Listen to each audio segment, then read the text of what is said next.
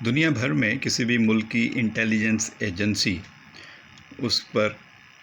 ہونے والے حملوں اور اس کے اندرونی معاملات سے اس کی حکومت کو باخبر رکھنے میں اہم کردار ادا کرتی ہے۔ پاکستان کا انٹیلیجنس ادارہ ISI دنیا بھر میں شہرت رکھتا ہے۔ اپنی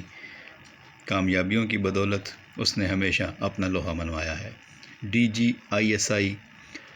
ندیم انجم اس عہدے پر فائز ہیں۔ ان کی مدت ملازمت اس ماہ مکمل ہو رہی تھی۔ حکومت نے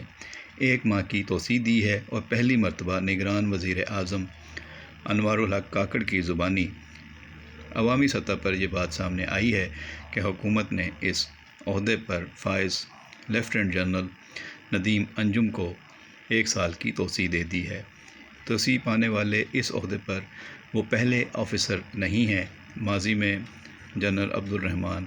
اور جنرل شجاع پاشا کو بھی اس عہدے پر توسیع دی جا چکی ہے۔ نگران وزیر اعظم سے اس کی وجہ بھی پوچھی گئی تو انہوں نے ایک انٹرویو میں پالیسی کی تسلسل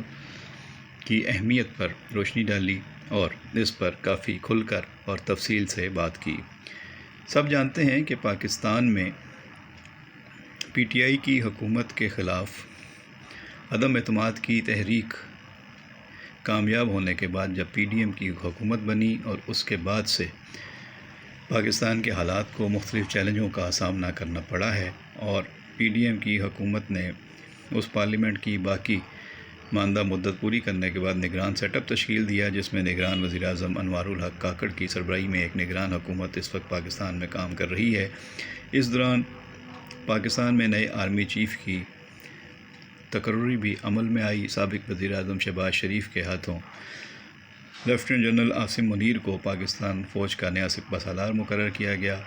جبکہ DG ISI lieutenant general Nadeem Anjum اپنے عہدے پر برقرار رہے اور جنرل عاصم نے بھی ان کو اس عہدے پر برقرار رکھتے ہوئے اپنے فرائض انجام دیتے رہنے کی ہدایت کی۔ اس دوران پاکستان میں عسکریت پسندوں کے حملوں میں بھی اضافہ ہوا اور پاکستان کے 2 صوبے بالخصوص بلوچستان اور KPK میں خاص طور پر عسکریت پسندوں نے سر اٹھانے کی کوشش کی اور پاک فوج کے مختلف واقعات میں حملے ہوئے، جس میں پاک فوج کے جوانوں نے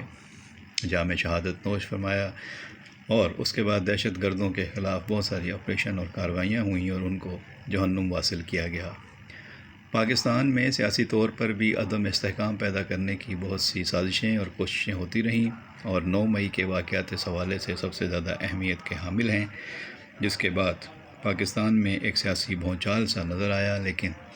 9 مئی کے واقعات میں ملوث کرداروں کو، چاہے وہ کتنے ہی طاقتور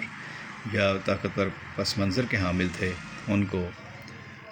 گرفتار بھی کیا گیا اور ان کے خلاف سخت ایکشن بھی ہوا، جس میں خود پاک فوج کے افسران بھی شامل تھے، اور یہ بات خود پاک فوج کی جانب سے عوام کو بتائی گئی۔